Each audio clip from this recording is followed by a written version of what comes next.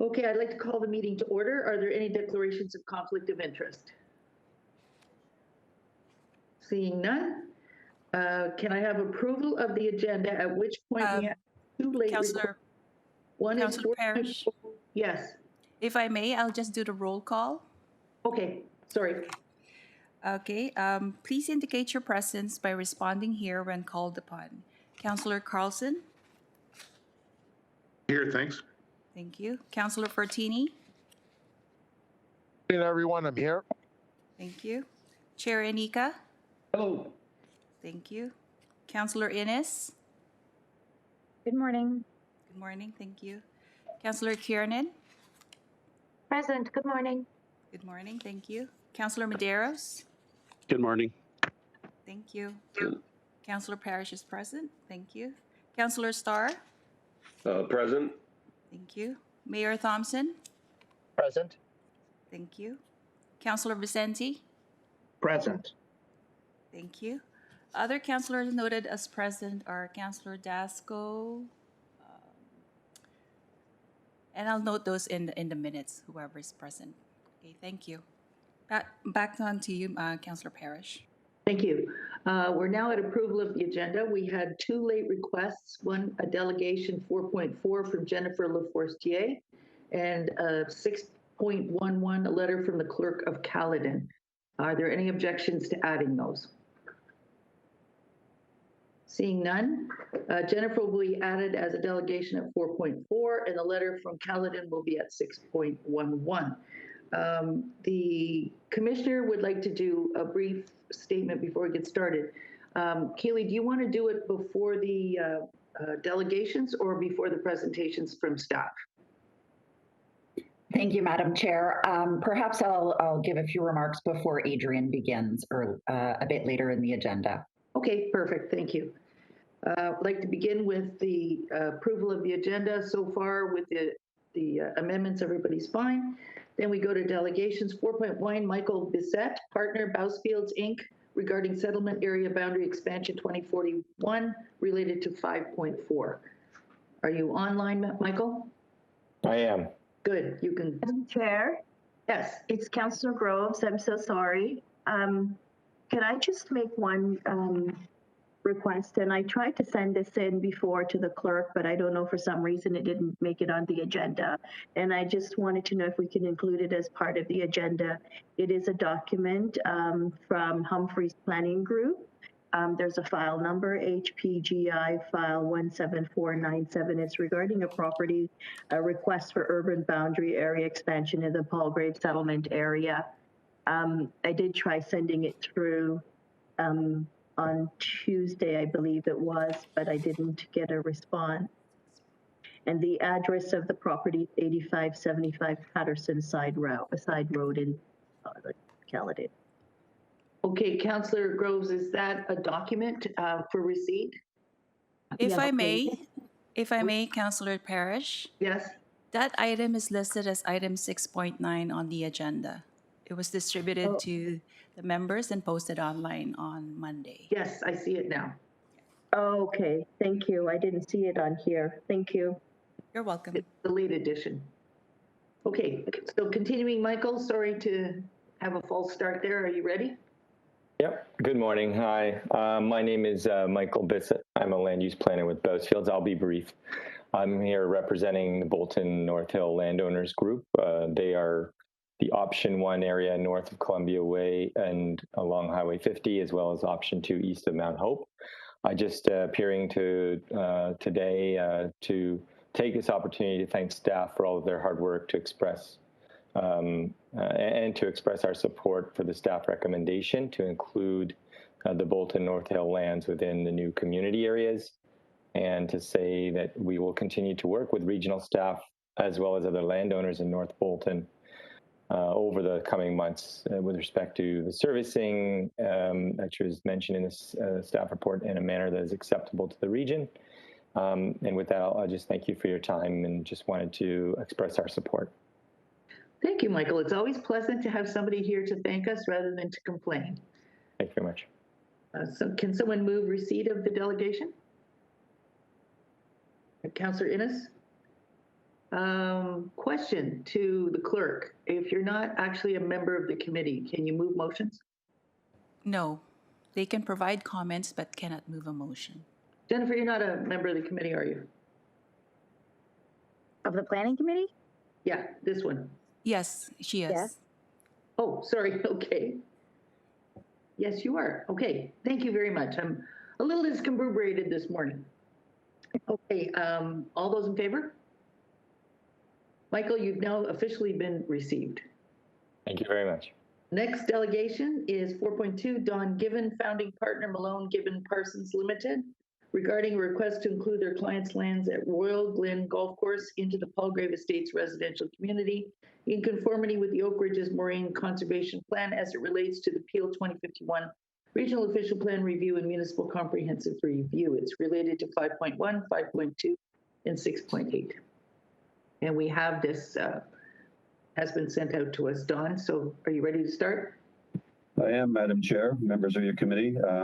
I will be very brief. This is a property that is owned by the owners of the golf course at Glen Eagle Golf Course that has been left out of the Palgrave Estates designation in the town and in the region's official plan, although it is in the Oak Ridges Moraine official plan. I have submitted a letter which you have in your bundle at 6.8-1, which explains the situation. What I'm asking you to do and have your staff do is to draw the lands into the Palgrave Estates designation as required by the Oak Ridges Moraine Plan. There is no latitude when we talk about this. That is the direction of the Oak Ridges Moraine Plan. You have to be compliant with the plan.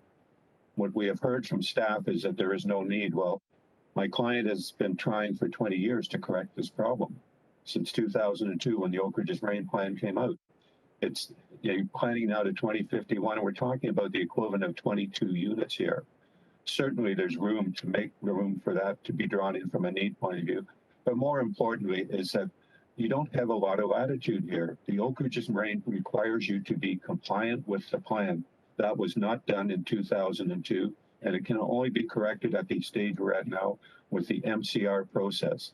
And I'm asking that that happen at this time. Happy to take any questions, Madam Chair.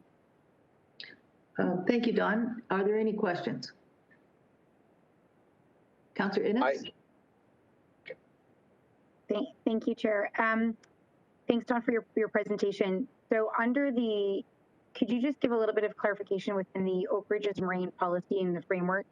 Those lands were included, but they weren't included in the town and the region's official plan, is that correct?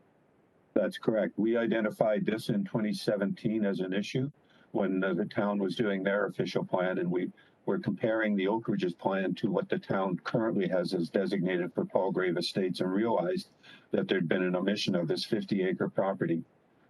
So we tried to get it corrected at the town level, and we were advised that it could not be done until the region amended their official plan. So we have to start first through this MCR to get the region to draw their plan in line with the Oak Ridges Moraine Plan, and then the town can follow.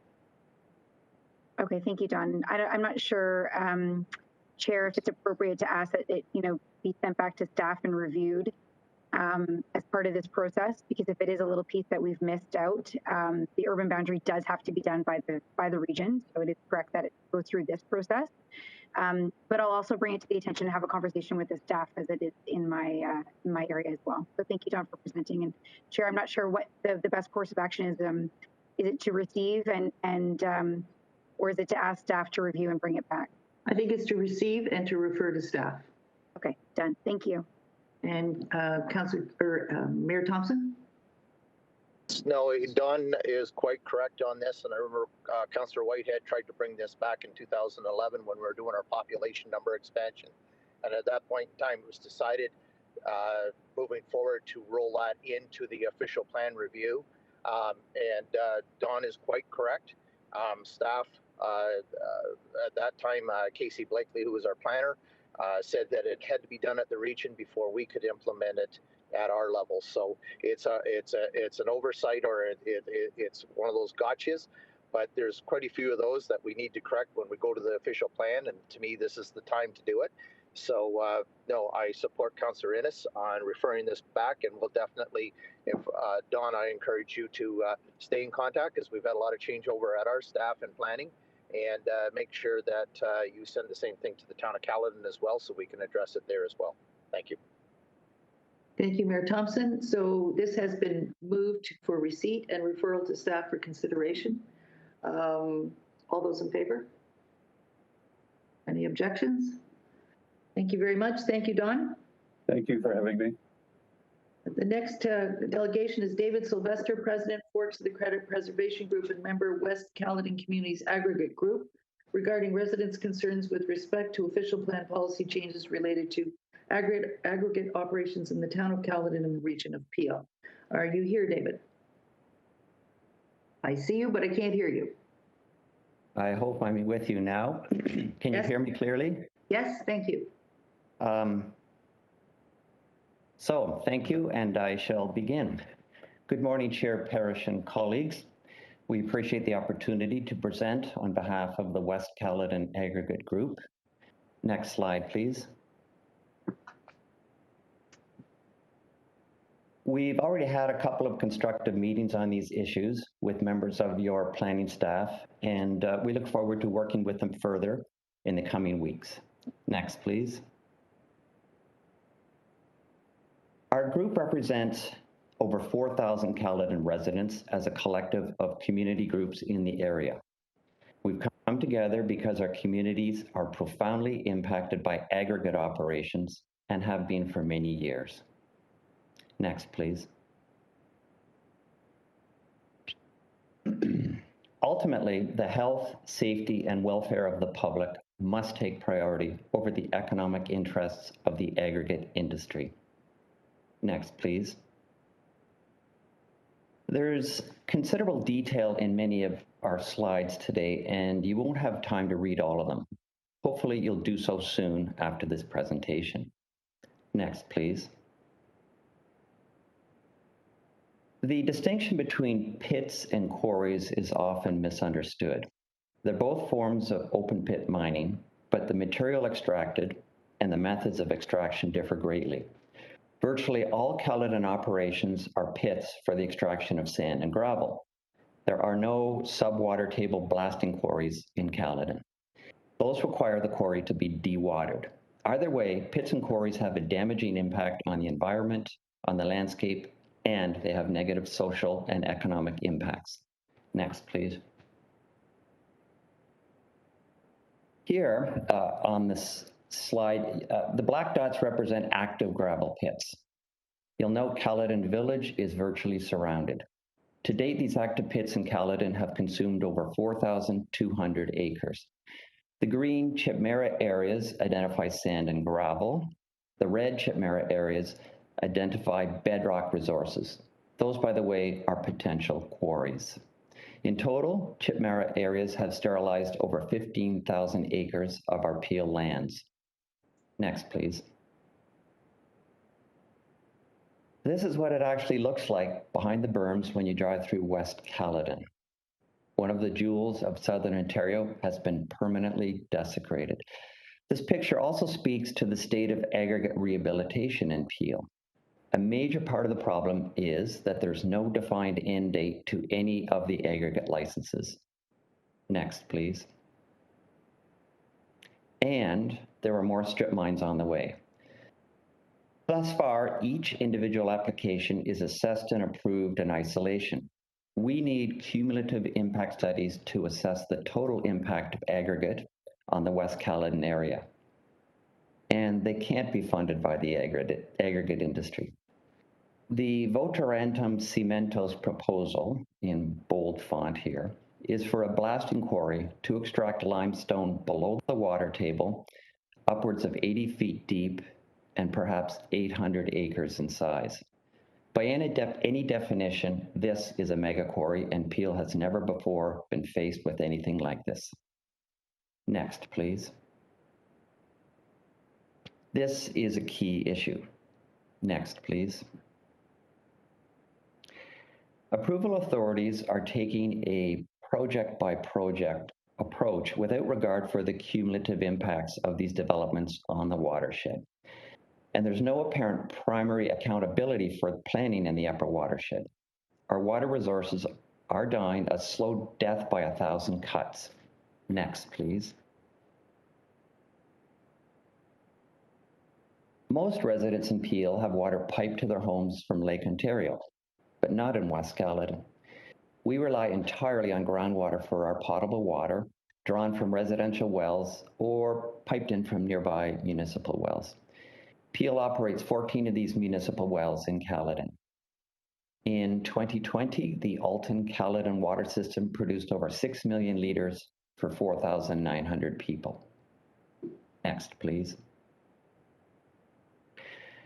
West Caledon is the headwaters of the Credit River, which also has the densest river system in Caledon.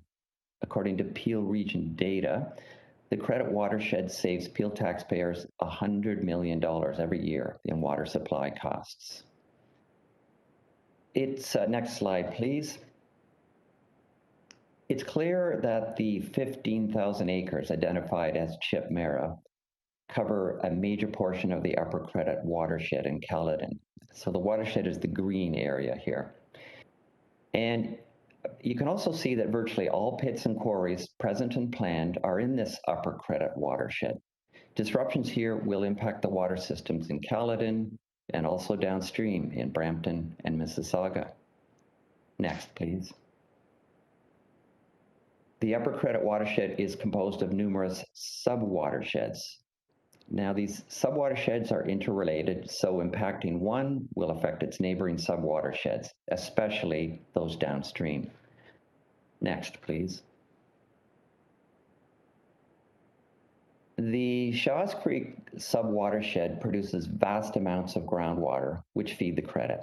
The system results in one of the highest groundwater yields in the entire Credit River watershed, and is critical for maintaining water quality in the Credit. Next, please. This slide speaks for itself. Next, please.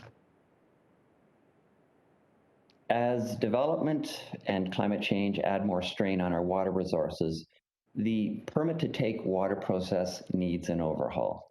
Currently, the taker estimates the volume, self-monitors, and reports. There is clearly a problem with this methodology. Next, please. The growing pressures on ground and surface water resources in our area are dire. On the lower left, you'll see the proposed Votarantum Cementos quarry in bold font. Subwater table limestone quarries like this require perpetually pumping out millions of liters of water to maintain the dry floor for excavation and blasting. This dewatering process also means pumping that water back into the Credit River, either directly or indirectly, with significant adverse impacts. Next, please. Development pressures, population growth, tourism, and aggregate extraction are increasing the demand for water, all irreversibly affecting the upper watershed. Next, please. The CVC had a monitoring program in place since 1999, with periodic report cards issued. Clearly, we are not doing a good job as stewards of the Credit River. Next, please. We need to incorporate cumulative impact studies of Peel's water resources. Next, please. The authorities have not identified the quantity, quality, and importance of ground and surface water resources in the Upper Credit. Next, please. This 2018 discussion paper clearly states that our existing policies don't conform with the Clean Water Act implemented after the Walkerton tragedy. We need to update Peel water resource policies. Next, please. Significant gaps in water protection are evident. We suggest these gaps need assessment, again, based on cumulative impact studies. Next, please. We do have a number of specific suggestions to improve our official plan here in Peel. Next, please.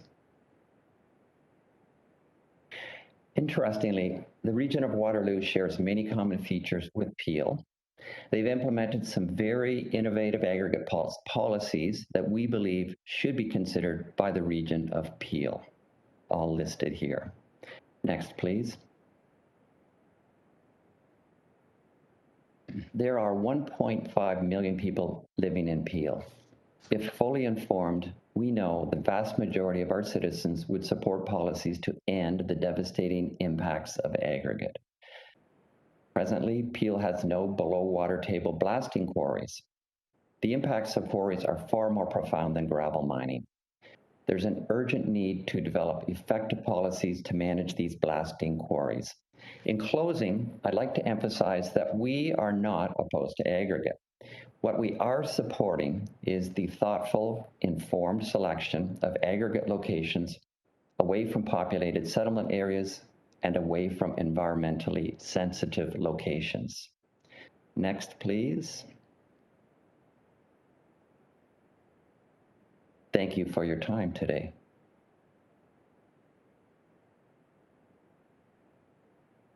I cannot hear audio. That was closing down. Okay, thank you. One of these days. Thank you very much. That was very well informed and very interesting. Councillor Kiernan, do you have a question? Thank you. Through you, Chair Parrish. Maybe more of a comment, if I may. First, I want to thank you, David, for coming out here today and delegating. You did a great job. Nice to see you. And I also want to thank, because I know that there is a large group behind you today, you know, figuratively speaking. And I know that the community has worked very, very hard on putting this together. And their dedication and commitment to this is second to none. So as the representative, of course, for this area, to my colleagues on this committee, it's important to know that. You know, we were educated earlier this week at Caledon Council that Northwest Caledon carries the lion's share of the burden of the aggregate industry for the region of Peel, and it's quite egregious to the communities now. And I agree with you. I think water is probably the most important issue, but there's other issues. There's, you know, environmental issues, whether it be noise, whether it be dust, whether it be vibration. There's traffic issues. There's a myriad of ancillary issues. And I would like to see reviewing these outdated policies, and it's time that we look at these policies very hard with a strong lens to find some harmony between the aggregate industry and the communities that are being egregiously affected. So, Councillor Parrish, if I may, I'd like to move receipt of this presentation today. I'd also like to refer this back to Caledon Council and have the aggregate policy team review if possible. I'm not sure we can refer it back. I'm sure you can take it there. You can invite David Sylvester to do a presentation, but I will accept your motion for receipt. And we have questions. We have Councillor Sinclair. Thank you. Yes, thank you. Through you to the delegation, Chair Parrish. Mr. Sylvester, you mentioned cumulative effects several times, and also the problem of having jurisdictions such as the OMB or whatever we're calling an LPAT these days consider one application at a time. And I wondered if you'd run across any policies dealing with cumulative effects at all. Thank you. Through you, Madam Chair. Interestingly, as it turns out, there is in fact a very explicit policy within the current Peel official plan that speaks directly to the requirement for cumulative impact studies. Chair Parrish, may I take perhaps 30 seconds to read that policy? So this is from the Office Consolidation 2018, Policy 7.10.2.7, which says, monitor jointly with the area municipalities aggregate resource extraction operations within the region to determine their social, economic, and environmental impacts, the cumulative effects of resource extraction, the effects on transportation and road facilities, and the effectiveness of rehabilitation activities. And such a program would provide the base information from which individual land use compatibility studies for strip mines are conducted, period. It has never been implemented, period. Okay, thank you. Thank you. And the next questioner is Councillor Groves. Thank you, Madam Chair. Councillor Sinclair did raise the point of the cumulative effect. So thank you, Councillor Sinclair, for that. But I just have one quick question through you, Madam Chair, to Mr. Silvestri, with regards to, we have a number of, I think the number in Caledon is 22 pits and quarries that we have in the town of Caledon, which is quite significant. So one of the things that I've noticed lately from many of our residents in the Ward 1 area, where most of these pits and quarries are located, they talk about fly rock.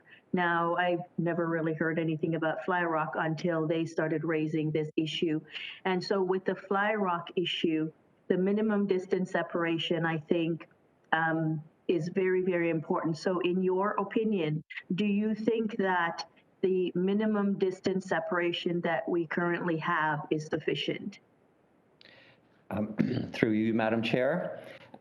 Thank you for that question. And absolutely, I would suggest in the case of quarries, with the additional fly rock risks, the minimum separation distances are not adequate. I'm not a geologist, but I'm going to suggest, based on my readings, that a reciprocally applied minimum separation distance of 500 to 1,000 meters would be appropriate to ensure the safety of local or adjacent sensitive receptors. Okay, that's great. Thank you for that. And through you, Madam Chair, I'm not sure how we incorporate that as part of the MCR process when we are dealing with the aggregate resources and that, but I think that is something that is extremely important, because we do have, I don't remember the number of quarries, but the quarries is where they do the blasting, and that's where they have all the fly rock and the issues and the challenges around that. So I will leave that, sorry, I think I'll leave that, sorry. Mr. Silvestri wanted to comment. I'm sorry, through you, Madam Chair, just to clarify, in Caledon, there are no blasting quarries, and there never have been licensed blasting quarries in Caledon. So this is totally new ground for Peel Region and our municipality. Okay, well, thank you for that. But I think we should have something in the policy or through this process that address the minimum distance separation, because we don't want to be, I guess we want to just be forward thinking that in the event something arises or an application comes forward, that it is adequately addressed, because there are a number of sensitive receptors in and around these quarries and pits. And so I'll leave it at that, Madam Chair. And Mr. Silvestri, thank you so much. And I certainly look forward and hope to see you doing the same thing and doing the same presentation at the town. Thank you very much. Thank you. You're muted, Councillor Parrish. Jerry Anika is the speaker. Yeah, I had Mayor Thompson's hand up, but I don't see it up anymore. And he did tell us he had to leave for a couple of minutes this morning. So he will have an opportunity to question you, David, when you get to the Caledon Council. Councillor Kiernan, do you have another question? Thank you for your indulgence, Chair Parrish. I just wanted to comment on what my colleague, Councillor Groves, had said. We learned earlier this week during our own workshop, and thank goodness, that coming January 2022, there will be policies implementing to increase the setbacks with regards to fly rock, I believe through the ARA, to 500 meters. Me personally, I'd like to see that increased. It's true that we don't have an active application for this quarry, but we can anticipate that is coming. And just, to let everyone know that that policy, we were told there is a 500-meter setback for to address the potential, the downfalls of fly rock being implemented in January 2022.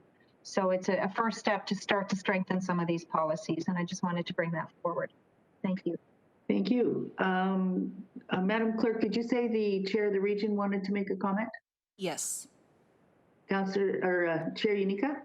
Chair, thank you very much. I'd be remiss. First of all, I want to thank David for his comments, but I would be remiss if I didn't single out my Caledon colleagues, but in particular, Councillor Sinclair, who has been all over this file with great gratitude from the chair's office. Not that I didn't know a fair amount about aggregate. If you're a regional councillor for a while and a former chair of the CVC, you pick up pretty quick. But David, all your concerns are very well placed. Councillor Sinclair and others, your mayor, Councillor Kiernan, everybody that's spoken, it's brought to us on a regular basis, so much so that I've asked our staff and we've reached out to the industry to sort of set the ground rules for what is going forward. Because I think you're right. I think some of the legislation is lax. When anybody that looks at the file finds out really quick, though, these are my words, I'll use these, but when you deal with the province and provincial legislation, it's as though aggregate trumps everything. Yes, yes, but we got to get to the aggregate. Yes, yes, but we've got to get to the aggregate. Okay, but we'd better find a way that accommodates everyone to do it. And again, I want to single out Councillor Sinclair because all of the discussions that I've heard, he brought up first that we've been challenging the industry on. The world is different when you go down 10, 20 feet, and now you want to go down 70 or 80 feet. Number one, what does that do to the dewatering? That's a whole nother subject. The dewatering's brought forward, and we've reached out to the industry. This blasting range has been brought up as well, a huge concern. The other concern that Councillor Sinclair brought up, and he can speak for himself, but I've got to give him a pat on the back because it was enlightening to the mayor, to the chair. The fact that here's the quarry that we want, and maybe 100 or 200 or a couple of farms over will consult, when of course so many people more are impacted by it. So why isn't it a 500 meter or 1,000 meter notification area? So David, with thanks to you, I really wanted you to know you got a lot of people fighting at the table for you because all your concerns are very well founded. And again, I want to thank Councillor Sinclair for doing such a great job in my offices to help me understand so that we can call in the aggregate industry with our staff to start holding their feet to the fire. Madam Chair, thank you. Thank you. And I also want to note, when I read through my package this week and saw your presentation, David, the first person that popped to mind was Councillor Sinclair, because he's been bringing it up at this committee repeatedly, and he has been a champion for you. And so has Councillor Kiernan, so is Councillor Groves. I think your Caledon councillors are well versed in this subject, so you've got good backing on it. Thank you very much for your presentation. Councillor Kiernan has moved receipt. All those in favor? Any opposed? Thank you very much today. I learned a lot. Thank you. Thank you. Bye-bye. Bye-bye. Next, we have Councillor Jennifer Leforestier, or Councillor, I'm sorry. We have presenter Jennifer Leforestier. Are you online, Jennifer? Yes, I am. Thank you, Councillor. Can you hear me okay? Yes, I can. Great. Thank you for the opportunity to delegate. This morning I'll be brief as I appreciate you have a full agenda. Caledon Council had a special meeting this past Monday, which I felt was non-compliant with the Municipal Act and their procedural bylaw. The meeting was approved by Caledon on Wednesday, September 28th, and announced to the public 2 days later on Friday, October 1st. Residents were not able to submit delegation requests or given a reasonable amount of time to review and effectively respond to the information presented that is critically important to the town of Caledon's future. Those that tried were not allowed to participate. There was no opportunity to submit a delegation, and a portion of the meeting went into a closed session. So I'm here today to ensure issues of concern that have regional importance are communicated and documented on the public record. I've delegated on the municipal comprehensive review in the past, and I'm not here to repeat information. I want to ensure that the letter from the Minister of Transportation to the town of Caledon, which also CC'd the Region of Peel's clerk, is on the public record at the Region of Peel for the following reasons. The Minister of Transportation makes it abundantly clear that the proposed Bolton Caledon Go train station is part of the 2051 Greater Golden Horseshoe Transportation Plan, and that a GO station is not planned nor approved in the next 30 years. This means it is quite possible that the development plan surrounding the proposed Caledon Go station for 21,500 people and 11,000 acres will proceed long before shovels hit the ground for the GO station, which was used to justify the ROPA 30 and the MZO approval. MZOs are being handed out to municipalities across the GTA for sprawling developments, and the public is being told that it's because these developments will be supported and serviced by transit. Caledon Go Station is yet another development on greenfields that will not be built long before it will be serviced by transit from the province. It will be yet another financial burden to the Region of Peel. Why are we planning like we are getting a GO station when it is not a priority for the MTO? If developments like the Caledon Station subdivision and the massive 10 million square foot warehouse at Old School Road in Dixie, as well as the Sandhill industrial lands, are approved through the MCR, we will not make a dent in our climate targets, and you will have more subdivisions surrounded by trucking hubs and warehousing. This is not a vision that I want to see for Caledon, and this will become a matter of public safety for our residents. On the issue of the GTA West, the analysis being put forward by the Region of Peel in the town of Caledon, where staff suggests that regional roads will result in additional costs incurred by the region in the absence of the 400 series highway. This is the kind of argument that just takes me right back to David Sylvester's presentation we just saw, that, and to quote Councillor Carlson, those gravel gorillas, like this is not the future that we need to be looking at for the Region of Peel. This is not representing the public interest. To say road infrastructure will cost $6 million, so it's the preferred option, ignores the estimated $20 billion cost of the highway. It is not an apples to apples comparison.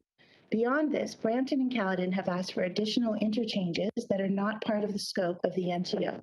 My understanding is, if these interchanges are pursued, those costs will be borne by local governments, and these costs are included in the scenario, or are these costs included in the scenario with the GTA West corridor? Beyond the physical costs, there are the environmental costs and the health impacts. For residents who live near the Pits and Quarries, as we've just heard, this will require gravel being extracted from my neighborhood, literally my neighborhood. For the people who already live near the proposed route, and for all of Southern Ontario who rely on the headwaters for their source protection drinking water from Lake Ontario, this is a massive issue. There are schools in Caledon near the proposed route, sensitive receptors in the designated study area. Has the town of Caledon acknowledged this? Address the impacts to those students and their families. I attended the Community Value Plan meeting and all the public information meetings for the 413. The studies for air and noise impacts of the GTA West have not been done. Further, I have not seen any publicly documented support for the Highway 413 at the Region of Peel or at the town of Caledon. The majority of Caledon Council remains steadfast in their support. In the absence of public support, and in the presence of documented and potential conflicts of interest, I ask that the committee members remember the voice of the residents of Caledon today and the guiding principles of the growth plan, which does not state anywhere that we need to build a highway on the Greenbelt. Instead, I would ask that the council and chair direct staff to prepare an alternative plan which would accommodate the entire demand for housing within the existing settlement area, and direct staff to prepare a set of draft zoning and official plan amendments, including as of right semi-detached homes on any currently single-family dwelling lot, and any which would bring existing neighborhoods up to densities and mixes of uses that would bring active transportation model share above 60%, at minimum 90 people and jobs per hectare. I ask that committee members remember the voice of the residents, again, I would say, and the guiding principles of the growth plan. Thank you. Thank you, Jennifer. I have one questioner, Councillor Groves. Thank you, Madam Chair, and through you, and just allow me have some leeway here. But I don't have any questions for Ms. LaForestier, but I just wanted to thank you, Madam Chair, for allowing her to delegate this morning at our growth management meeting. And I would also like to just publicly apologize to Ms. LaForestier for her not being able to delegate on such an important matter to Caledon Council on Monday. I was quite disappointed that residents were not allowed to speak. So I thank the region that they have allowed Ms. LaForestier, because she does have some very good points and has made some extremely good points. And this exercise that we're going through and that we're dealing with right now, it's a significant amount of growth that will be coming to Caledon over the next 20 to 30 years. And a number of things that Ms. LaForestier has raised is an important and it's significant to Caledon's future. So, Ms. LaForestier, thank you for your delegation. Thank you for raising those points. You've been very active in the community. You certainly do your research. You know what it is that you're talking about. And I believe that you should, and not just yourself, but any resident of Caledon should have the ability to participate and the opportunity to participate in any of the meetings that we hold. So thank you again, and my apology. I did try to get you on the list to speak, but was not successful. But I am glad that you are here and making those points, and I'm sure this will be part of the record as we move forward with the MCR. Thank you. Thank you, Councillor Groves. Thank you, Councillor Groves. I'd just like to point out, since there are no other speakers, our staff is... Chair, I do have my hand on the board. Oh, where are you? Just popped up now. Go ahead, please, Councillor Innes. Thank you. Ms. LaForestier, during your presentation, you spoke really fast. I know you've got a short time, but when you speak really fast, it's hard for us to catch everything you're saying. Could you repeat this section in regards to the GTA West corridor and the conflict of interest piece, please? And the conflict of interest piece? I don't need to repeat it. I can say that I'm concerned that there are conflicts of interest. At the meeting on Monday, nobody recused themselves from the conversations on the GTA West. That has happened in the past. It did not happen on Monday. And as a resident, I have serious concerns that there are conflicts of interest. And of my own opinion, when someone sits on a conservation authority, they should not be making decisions on a GTA West highway. So there was a member of council that did recuse themselves on Monday, and it is because property, their family does own property within the boundary of the GTA West corridor. So that comment's not accurate. The other members of council did not, no other member of council recused themselves because there are no conflict of interest. So I caution you in being careful. That's not my opinion. Thank you. If I might intercede, this is all to do with the Caledon Council meeting. It has nothing to do with this regional. I agree, Councillor. So I will stop this part of the conversation reluctantly, because I always like Councillor. The only thing that I will add is when we're talking the GTA West corridor, it doesn't matter if it's here or Caledon. If there's a conflict of interest, it would be at both levels of government. So yes, as a councillor sitting around this table, if my family or anything that if there's a perceived conflict of interest or a pecuniary conflict, I would be required to declare, and that is not the case. I think that I need to go on record as saying that, because this particular resident keeps saying it in public, and this is my opportunity to say you are incorrect and factually wrong. And if you continue on, it can be on public. I'm putting it on record now, Ms. LaForestier. My public opinion. Excuse me, both of you. Excuse me. We're not debating with each other here. Ms. LaForestier, the councillor is allowed to speak. She has clarified that it does have something to do with the region, so I'm going to let you finish, Jennifer, as quickly as possible. Thank you, Chair. I'm just saying when a councillor is required to give a reclusion for a conflict of interest, they are required to do so. If a member of the public does not feel that it was done appropriately, they do have a procedure that they can follow. And I encourage Ms. LaForestier, if she thinks that, to follow that course of action rather than publicly making accusations that are false and incorrect. Thank you. Thank you, Councillor Innes, and thank you, Jennifer LaForestier, for your presentation today. I just want to assure you that as you go through the documents or listen to the rest of the meeting, you'll find that our staff is looking at planning that includes the highway and does not include the highway. They're doing both scenarios, and they're doing it very carefully and thoroughly. So your your points have been made, and thank you for coming today. Can someone move receipt of that delegation, please? Councillor Carlson, any objections? Thank you very much, and thank you, Ms. Laforestier. Okay, this takes us to staff reports, and I think the commissioner would like to speak at this point. Haley? Yes, thank you again, Madam Chair. I did just want to provide some high-level remarks before we turn it over to Adrian and his team. I think we all know that it's been several years now of technical and planning work, as well as extensive consultation that actually began back in 2013. That's brought us to today, the first opportunity for staff to present the draft recommendations for Peel's planning vision. This is just the start of the statutory consultation process, and that means that there's ample opportunity for any stakeholders to ask for clarity, to provide feedback, and we will respond and adjust as appropriate before a final recommendation is developed. So based on that, I would suggest that it's premature at this point for anyone, any stakeholder, to hit the panic button if there's concerns with the draft recommendations. Just on another point, yes, there is a lot of material to review, and that's because the draft recommendations are based on sound and thorough technical studies, and we need to be transparent and ensure that the information is widely available given the importance of this work. Finally, I just note that the draft recommendations reflect a balance of the provincial requirements, all of that technical information that I referred to, along with input from local municipal staff, from regional council, from the municipal councils, and obviously from the broader stakeholder groups. All of these pieces have been considered by our team, and they've put forward at this point their best professional advice in these recommendations.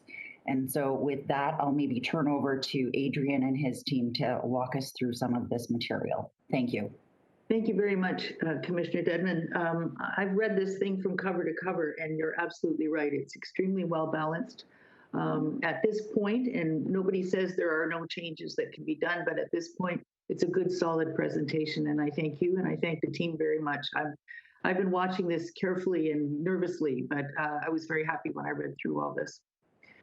Okay, Adrian, are you ready for 5.1, or do you want to make some introductory remarks? I think we can just jump right into it and go forward. And so thank you, Madam Chair and members of committee and everybody tuning in. And I'm really pleased to be here to provide this overview of the results of our official plan review and municipal comprehensive review and the results to date. And I'm going to be joined in the presentation today by Mark Head, who's our Manager of Research and Analysis, Tara Bonpensero, and she's our Manager of Policy Development. And also we've got a few remarks from Stefan from Hempson Consulting, who's going to speak specifically to their work on the settlement area boundary expansion materials. We've also got, just on the line here, just in case it's needed, we've got some of the technical experts who's been involved in some of the background work. So if they're needed to get into any technical questions, there are also a few of those folks available as well on the line. So next slide. What we've got is about a half-hour presentation planned to cover the draft policy directions and recommendations. And as you know, there's a great deal of material. So we're going to have a particular focus on some of the environment and climate change recommendations, the growth management work, and the settlement boundary expansion work. Now, more details of all of this are available on our website and in the publications and the summary material, and also specifically summarized in the 3 staff reports that are on the agenda today. And as Keely mentioned, today's really just a kickoff of that next stage of consultation. Over the next few months, we'll be holding that statutory consultation. More information will be available. And we've also got a planned workshop with Council on October 21st as well, where we're going to get into a bit more detail on this. And for that, we're preparing, even more summary material and some visualizations to help clearly articulate some of the implications. Next slide. So first off, just a quick reminder that this overall OP review process is being carried out as a municipal comprehensive review that's required by the province every 5 or 10 years to conform with provincial legislation and policy, and these are all the different focus areas that make up the work. Next slide. So throughout this whole process, one of the things that we have been managing is a changing policy framework from the province, and really the current guiding provincial documents come from the provincial policy statement, the 2002 statement, the 2019 growth plan, and the new 2051 population and employment allocations for Peel, and there's the Greenbelt plan. With all of this, there are some new requirements for the region around things like including in the municipal comprehensive review, mapping for employment areas, delineating major transit station areas, and leading some of the settlement boundary expansion work directly through the MCR. And regardless of those specific sort of provincial policy details, which will likely continue to evolve in the coming years, the MCR process is really a chance to update and modernize the land use and the infrastructure policies that guide decision-making in the region. And we know that sort of the last updates are over a decade old now, and the needs and priorities of our communities have changed, along with sort of the way that we understand and respond to issues like climate change and natural heritage protection, transportation planning, cumulative impact, which came up earlier. Also, there's the reality that the current official plan incorporates a 2031 planning horizon with a projected population for Peel of about 1.6 million people. And we're about to hit that milestone very shortly now. So it'll be important to update those policies for that long-term planning. Next slide. We also recognize that the updated regional official plan policies that address provincial requirements is only really one step towards the next phase of planning for the 2051 planning horizon. There's also a lot of work underway at our three local municipalities, having completed visioning and planning work for their growing communities, and all three also have their own more detailed local official plan processes underway. And of course, over that planning time, there'll be much more detailed community and neighborhood planning to unfold at that local level, along with infrastructure master plans and environmental assessments for infrastructure, that kind of thing. And it really is that local planning, the land use planning, the zoning, that really establishes and implements the vision and characters of specific communities. Of course, as we implement that, the region will also need to keep its infrastructure plans and master plans and financial strategies up to date. Next slide. Just to note that we've already mentioned we're now moving to that statutory consultation phase, and as Keely mentioned, there's been lots of informal engagement to date, and we've seen lots of feedback that we've incorporated into our work, and comment response tables, details of all that are available on our website. Next slide. So through that consultation to date, of course, we've had some site-specific requests around specific designations and all of that, but we've also had a number of general themes that we've consistently heard from stakeholders, from the public, from council, things like ensuring responsible, sustainable, well-managed growth, responding to climate change and protecting the environment and our agricultural lands, having a better integration of our land use decision-making and transit infrastructure, need for a wide variety of affordable housing, providing for a mix of employment, and planning for that complete, walkable, healthy communities. Next slide. What we heard through that consultation is also, that's very consistent with, the new policy directions from the province, from the regional priorities that are emerging through our own work, and you can see that in the key policy themes that are embedded in our recommendations today. And the Peel our MCR process is really an opportunity to make sure these themes are embedded in decision-making going forward, recognizing that, over that time frame, we will be required to review them frequently. And I'm confident that the recommendations provide a strong, professional, evidence-based, and leading-edge framework to guide Peel's long-term planning, and it does respect the results of our consultation and does properly respond to some of the uncertainties that are at hand that we have to manage, and look forward to moving on to that next stage of engagement. So with that, I'm going to pass it over to Mark and Tara and Stefan, who are going to get into a little bit more detail around how some of these themes are embedded in our specific recommendations. And I think Mark is up next with the next slide. Thank you, Adrian. The environment and resources focus areas shown here on this slide are proposing policy revisions to address provincial conformity and ensure the region's policy framework reflects best practice and meets regional needs. The policies are being reviewed in recognition of the region's planning needs to manage growth, to respond to anticipated changes in Peel's environment, in particular climate change, and be consistent with revised provincial direction. Policy revisions ensure that resources like agriculture have a supporting policy framework and the region's natural environment is healthy, resilient, and self-sustaining. Next slide, please. Addressing climate change has been an important theme throughout the Regional Official Plan review. The region has been working on climate change initiatives with community partners since 2009 to collectively address climate change in Peel. And the input of the partnership has informed policy direction included in the Peel 2051 Regional Official Plan review. And climate change is now addressed up front with a new section in policy direction that provides a connection to the built environment, the natural environment, and the region's protected landscapes.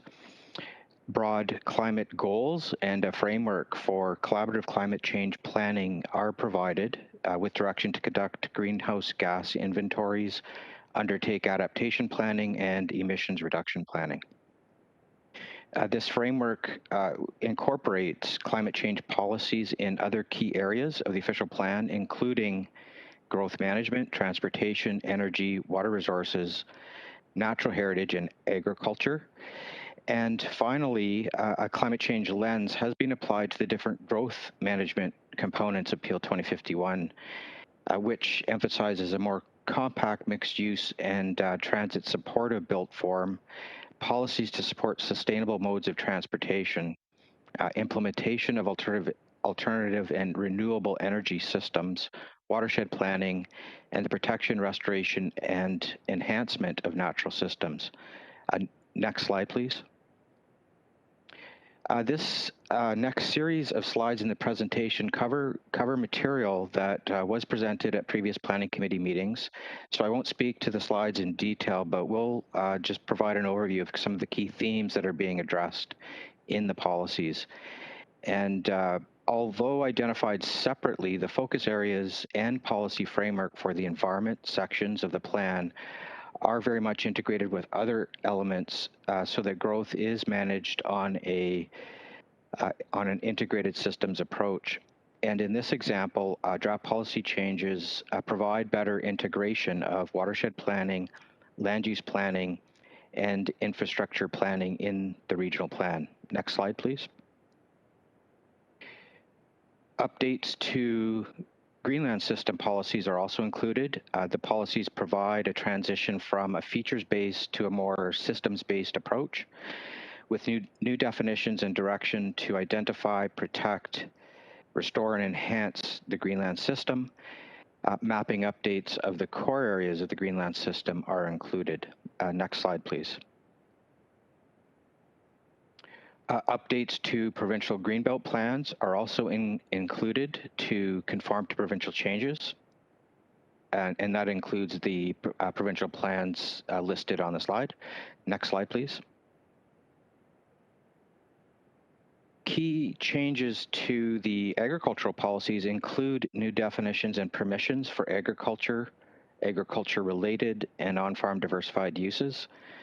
Again, consistent with the systems approach, provincial mapping of prime agricultural areas has been refined. That is based on a local LEAR study and included on a new schedule identifying the rural system, including rural lands that together identify the agricultural land base for the region, and supporting policies for urban agriculture and improving access to locally grown and healthy food are also included. Next slide, please.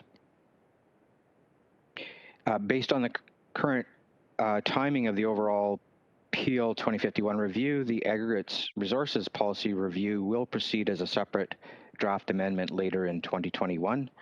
And that concludes my overview of the environment resources policies. Tara Bumpensiero will now present the growth management related focus areas. Thank you. Next slide, please. Thanks, Mark. As Mark mentioned, I will be now providing some details on the growth management related focus areas. Next slide, please. The growth management related policies in the official plan will have a direct impact on the future growth in the region. They provide the basis for how new population and employment will be accommodated in the region, identify intensification and density targets that are appropriate to Peel, direct the majority of future population and employment growth to existing urban areas, and identify the additional settlement boundary expansion lands that are required to accommodate the region of Peel's population and employment growth to 2051. Draft policies also recognize and respond to the changing nature of employment through employment policies and by permitting a mix of uses in appropriate locations. Next slide, please. The region recognizes the importance of providing attainable housing for residents, and therefore draft policies support providing a range of housing options available as ownership or rental at different densities that are affordable and responds to the needs in Peel. Draft policies set strong needs-based targets that allow us to measure progress on the provision of affordable housing, protect and increase rental housing stock, as well as supporting higher density developments to better meet the needs of current and future residents of Peel. Draft policies also take advantage of new tools and opportunities to support the creation of more affordable housing units, through including permissions for additional residential units or second units, as well as a framework to work with local municipalities to implement inclusionary zoning. Next slide, please. In order to accommodate the growth in Peel to 2051, draft policies encourage a modal split to 50% of travel being in sustainable modes, so walking, cycling, public transit, and carpooling. One of the ways to achieve this goal is to plan for more people to live and work in areas that are served by transit and other sustainable transportation options. Achieving the 50% sustainable mode share target will only be possible through coordinated planning between the region of Peel and the 3 local municipalities. Transportation mapping and policies continue to protect and plan for the GTA West Highway.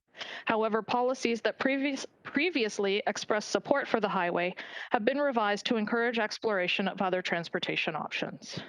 Next slide, please.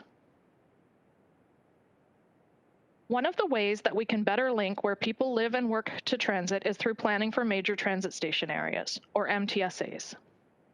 The boundaries of major transit stations were identified in collaboration with the local municipalities based on local planning objectives, and also recognize that each station has a unique context that must be considered while still achieving transit supportive development objectives. In order to achieve the region's intensification target of 55%, not all of the stations are required to be developed to the same density by 2051. In some areas, MTSAs have been identified as planned, and this signifies that these stations are important and should be the focus of more dense development. However, the boundary of the MTSA won't be determined until more certainty on the timing of transit is available. In some instances, there are employment areas within and adjacent to MTSAs. The introduction of residential in these areas must be carefully considered to ensure that sensitive residential uses don't limit the ability of the employment uses in the area to continue or expand. I also wanted to note that we have received comments from the province on the draft MTSA Regional Official Plan Amendment, which is included on the agenda as item 6.3. Regional and local staff are currently reviewing these comments, revising the MTSA policies as appropriate, and preparing a response to the provincial comments. Next slide, please. The growth plan requires that the region provide the allocation of population and employment to the local municipalities to 2051 in accordance with the land needs assessment methodology. This table is probably very familiar to everyone by now, so I won't get into the details of the numbers, but I did want to include the slide to ensure that we had a complete picture. Next slide, please. The Land Needs Assessment, or LNA, was undertaken in accordance with the methodology provided by the province and determines how much land is needed to accommodate the forecasted growth in Peel to 2051. There was a report on the agenda this morning, that provides the highlights of the Land Needs Assessment Report, and the full document is available on the region's website, which includes allocation of population and employment to the local municipalities to 2051, the planned mix of housing units and employment types, minimum rates of intensification, minimum densities in strategic growth areas and designated greenfield areas, as well as the identification of the land area required for settlement area boundary expansion. Although a settlement area boundary expansion is required, I would like to highlight that 75% of the residential growth to 2051 is to be accommodated within existing areas. And similarly, 80% of jobs will be accommodated within the existing areas, thus leaving the remaining to be accommodated in the settlement expansion area. The preparation of the land needs assessment involved a balance of many important planning considerations, including policy objectives of the growth plan, existing and planned transit investments, local official plan policies, regional objectives that support climate change, as well as market demand. Next slide, please. To illustrate the balanced approach proposed in the land needs assessment, analysis was undertaken on the mix of housing types that would be required if we planned solely based on a forecast that carried forward the historical market trends and units that were preferred by age group. The results of this analysis is shown on the left side of the slide and demonstrates a 3-to-1 preference for single detached units.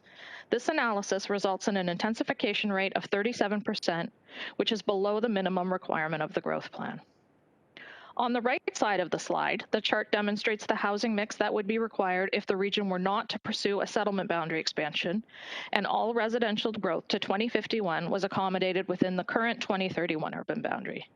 The results of this assessment illustrate that a much greater proportion of apartments would be required compared to single detached and semi-detached units. Both cases have their limitations and do not address the provincial policy framework. Next slide, please. Since we are required by provincial policy to consider the market demand in our analysis, the land needs assessment presents a more balanced approach that considers market demands along with local context and municipal planning input, while also responding to our legislative requirements. The chart on the screen demonstrates the housing mix that is proposed in the land needs assessment, which was determined based on the existing land supply, a goal of exceeding minimum intensification targets, considering local municipal planning and visioning, leveraging transit investment, and building compact built forms to meet numerous planning objectives, including mitigating climate change. Next slide, please. The next few slides will provide some details on key locations for intensification. The first is urban growth centers. Within the region, there are 2, one in Brampton and one in Mississauga. And the slide shows the current 2021 density as well as the forecasted 2051 density for each. These are one of the primary focus areas for intensification development. Next slide, please. Other areas that are the focus of intensification and higher density with a mix of uses are along strategic growth areas, which includes major transit station areas, nodes, and corridors. The 2021 densities on the slide show that these areas are in various phases of development today, but are planned to accommodate significant intensification over the next 30 years. Next slide, please. The next few slides highlight a few existing or planned residential communities across the region. The first is Springdale in Brampton with a density of about 65 people and jobs per hectare. On average, lands available to build new homes make up about half of the lands available for development. The rest is made up of parks, open space, stormwater management, roads, retail, schools, and other institutional uses. All of these lands are included when calculating density, so the only lands that can be removed when you're calculating density are non-developable or protected environmental lands. Another thing to note is that there are opportunities for different types of intensification within these communities, such as redeveloping older single detached homes with more dense but contextually appropriate development such as townhomes, introducing second units within homes, or introducing laneway suites. In the presentation today, we wanted to highlight a few examples, but more information on density and additional visualizations will be provided at the October 21st Council workshop. Next slide, please. This next example is Fletcher's Meadow in Brampton. which has a current density of about 76 people and jobs per hectare. One of the considerations in this area is that the Mount Pleasant Go Station is in the southwest corner of the secondary plan, which is proposed to be a primary major transit station area through the draft regional official plan. Next slide, please. Sorry, I'm just going to grab a drink of water.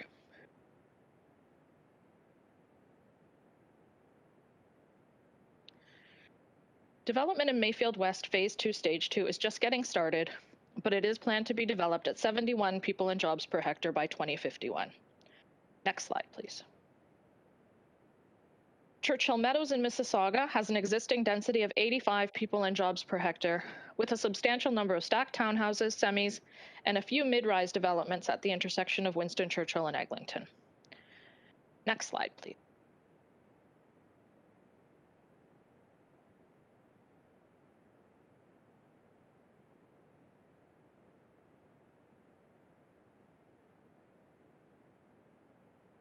Tara, I think you're muted. Of the growth areas to 2051.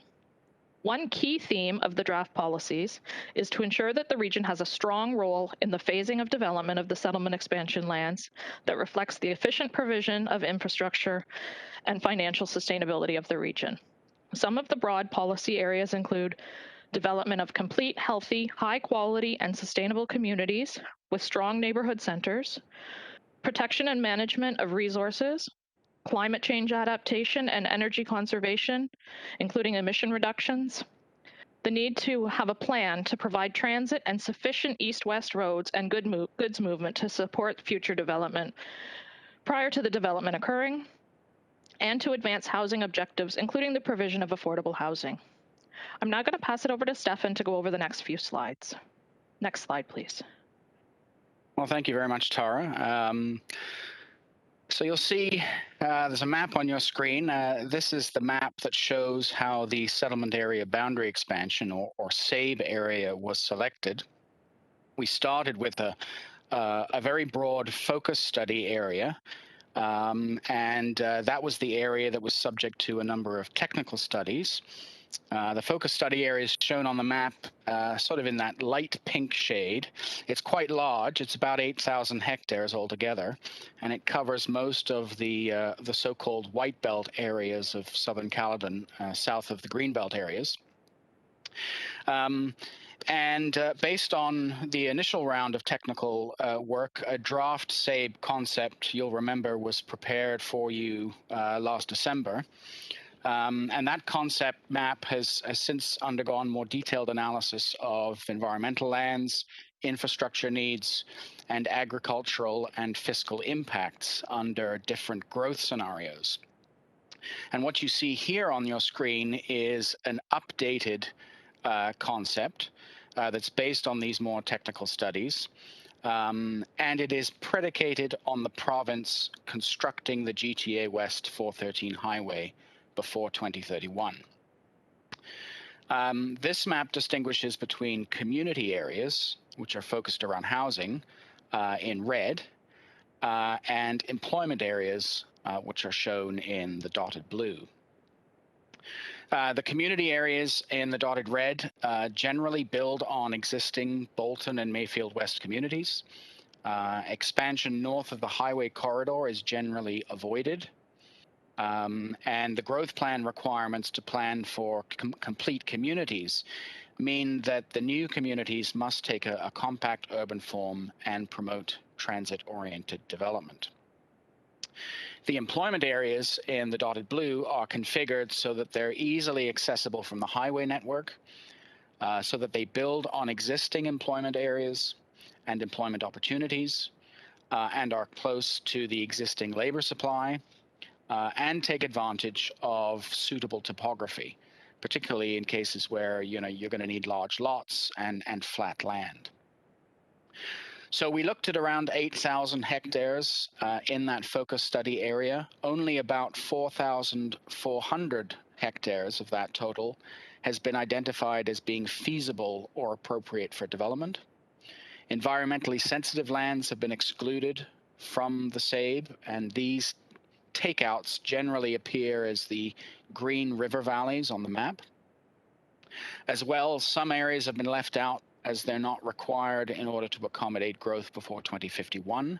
And one of these areas is just south of Sandhill, and it's been identified as a long-term strategic employment land reserve, which the region could, through special official plan policies, allow to develop as dry industrial uses in advance of it being fully urbanized. Next slide, please. The final recommended SABE concept that you just saw has also been analyzed, assuming that the GTA West Highway, including the northern extension of Highway 410, does not get built. And several of the technical studies were updated to reflect this so-called no GTA West scenario. And so that's what this map shows. It's the same concept without the highway. It differs from the previous map in three main respects. So first of all, the employment areas have been reoriented towards existing highways, particularly north of Mayfield West. So you can see that employment lands near Highway 10, Hurontario, have been expanded. Secondly, the employment lands have been relocated away from the highway corridor north of Tullamore and north of the highway interchange in Bolton. And finally, the red community areas have been reconfigured to reflect a new northern urban boundary along Old School Road rather than the highway corridor. And in order to accommodate the shifts in the employment areas, so we now find new community areas in the so-called Bolton Fingers to the north of Bolton, to the northwest of Mayfield West above the highway corridor, and to the west of Bolton along Healy Road. Next slide, please. Regional Council will be making some important decisions about how much development can take place in the SABE and the density of that development. And these decisions can have a significant bearing on municipal infrastructure costs. And so growth scenarios that test different residential intensification rates across the region and housing densities within the SABE area in Caledon were tested. And the key assumptions shaping each scenario is shown on this table here.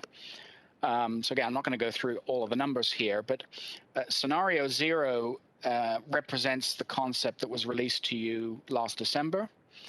Scenario 1 is the updated concept, which is the scenario you saw in the first map we just showed you. There's a little bit more employment land needed in this scenario. Scenarios 2 and 3 modify scenario 1 by altering the density of housing in the SABE. Scenario 2 is higher density, scenario 3 is lower density.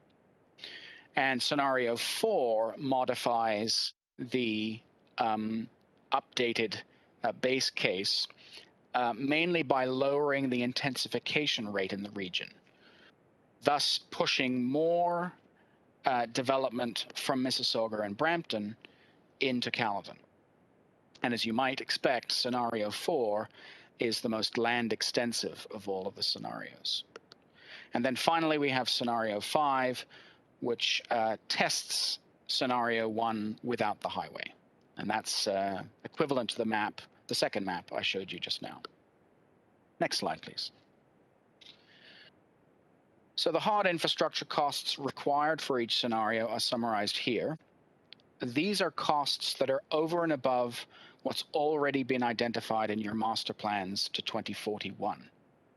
And you can see that of the first 5 scenarios, scenario 4, which is the scenario that uses the most land, is the costliest, about $1.5 billion of infrastructure.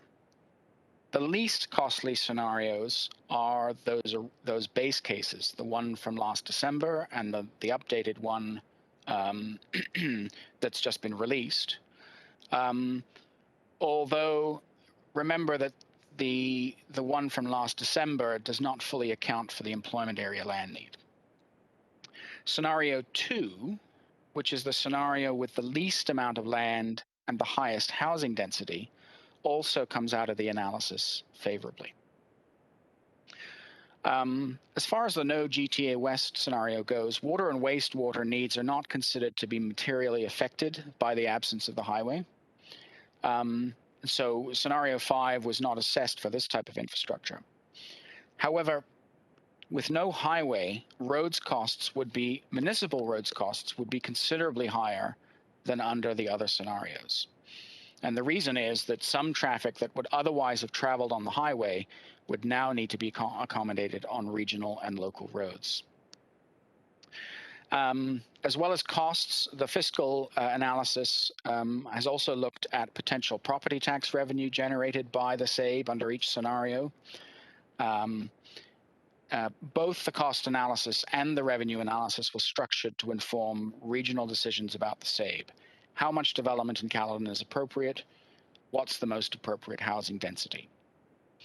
We're currently doing some supplementary work on the analysis. We're looking more broadly at life cycle and operating costs of this infrastructure. And we're also doing some sensitivity analysis of the roads costs specifically in scenarios 1 and 2. And this supplementary material will be made available to you for your October 21st workshop. Next slide, please.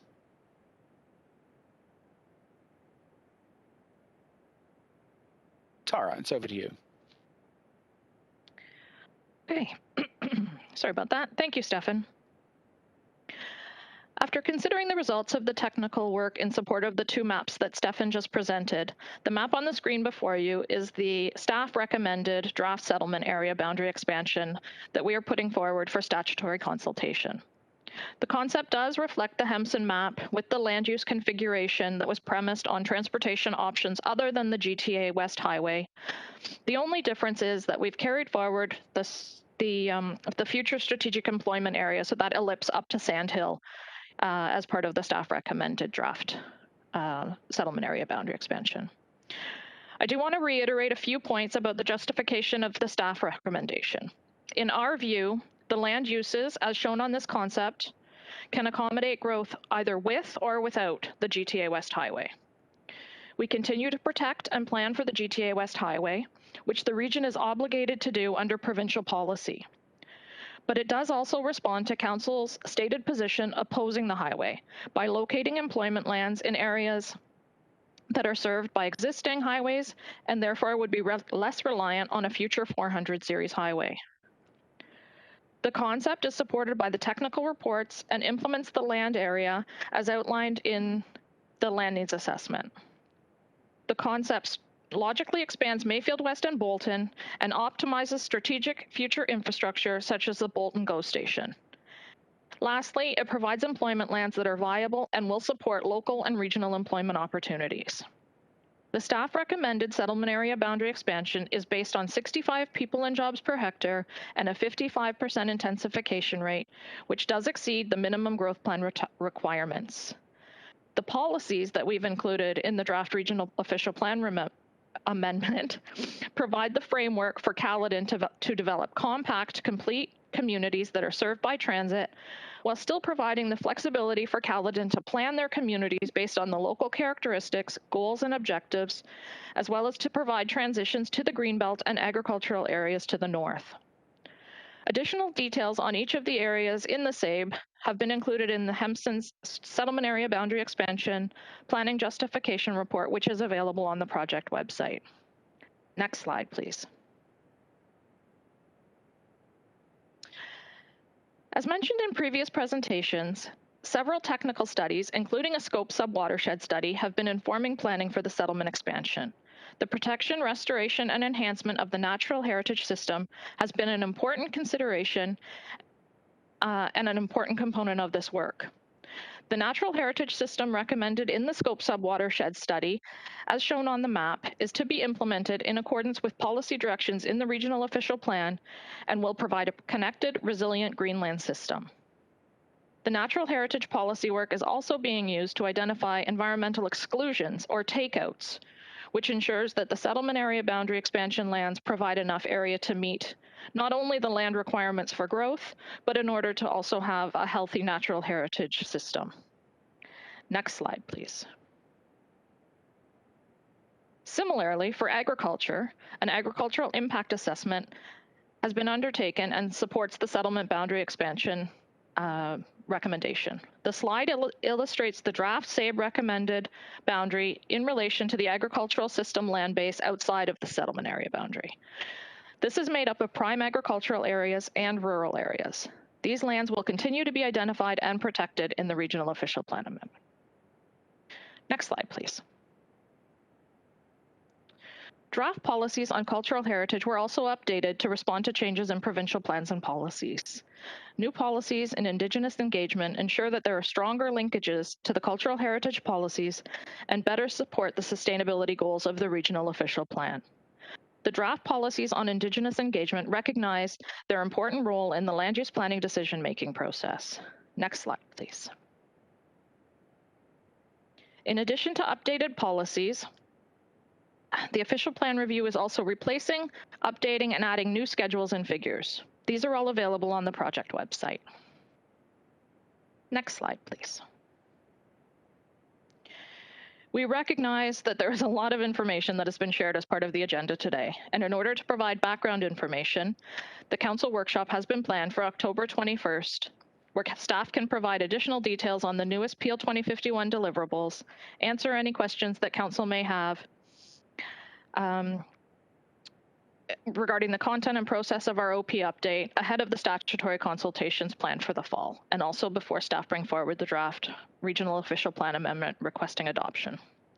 Next slide, please. The October 1st version of the draft track changes official plan, including mapping, is now available for review and comment on the Region's project webpage. Since I just mentioned the council workshop, I'll move on to the next steps, which include open houses on October 26th and 27th, followed by the statutory public meeting on November 4th. Council asked staff to investigate opportunities for in-person consultation events. We have received input from Peel Health, Safety and Wellness that non-essential in-person events were not recommended at this time. Since these drop-in open houses were planned for November, staff will continue to secure venues and monitor the ability to hold these events should the situation change. With respect to notice for the upcoming consultations, ads will be run on digital display boards across the region, but we were unable to secure roadside signs as they are all being used for COVID messaging at this time. Staff were also asked to work with Caledon staff to make some library branches in Caledon available for residents to participate if their home Wi-Fi is not reliable. Caledon staff have advised that the Alton, Caledon East, and Southfields Village library branches will offer some devices and connectivity for the times and dates of the open houses and public meeting, and we'll be advising of this through our public notices and social media, and Caledon will also be doing this. Following this last round of consultation, staff will consider all comments received and bring forward the final recommendation report to Council for adoption in the winter of 2022 to meet the July 1st, 2022 provincial conformity deadline. Staff would be happy to answer any questions at this time. Thank you. Thank you very much. That was well done. I'm going to ask Alan Thompson first because he's on the committee, and then Councillor Dasco. Thank you very much, and excellent report. On the scenarios you have, are you? What is the scenario that your team is recommending? Are you looking for some direction on that today, or you still have more work to do on that?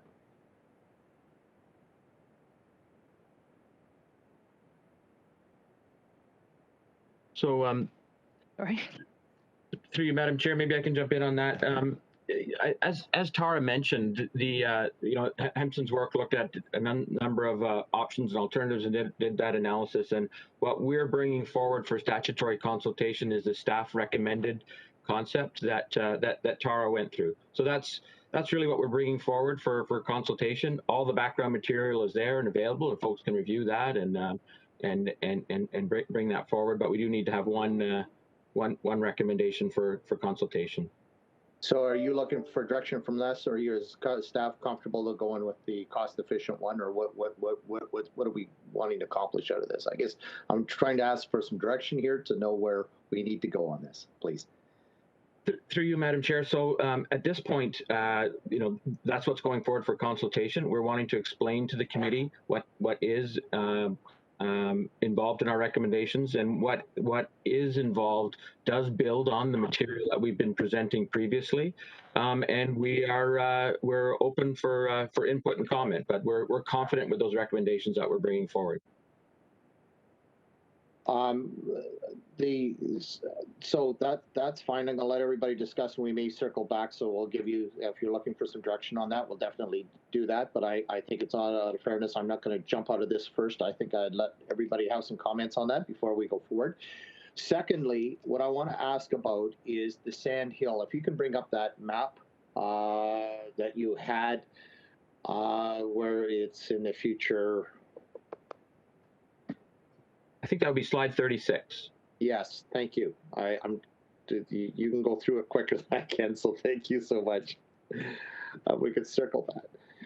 The one thing that I'm asking is for future, I was just wondering if we could go up, and I think we discussed that even at our own council workshop, to go north of King Street for that and bring that in. And here's the challenge.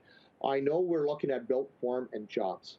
But one thing that we failed to cover, that we need to cover, that I'm really asking help from the region on, is the open space that we use for truck depots, contractor yards. Contractors, especially, are big employers of people. They employ a lot of local people that are not accounted for and never have been in the numbers because we don't have big buildings per se to go with for tax purposes. Our biggest challenge we have right now in Caledon, I guess I better be careful on how many we have pending court action on illegal truck sites. And there's no place for them to go because there's no availability of employment land both in Brampton, Mississauga, and Caledon that's left, and there's such demand until we get the official plan brought, there is no place for these guys to go. And right now, Sand Hill, we have property after property. It's no longer farms, it's just covered with trucks. We have to find a solution, and that is part of the employment area that we have to deal with. Peel Region, just what it is, because of the airport.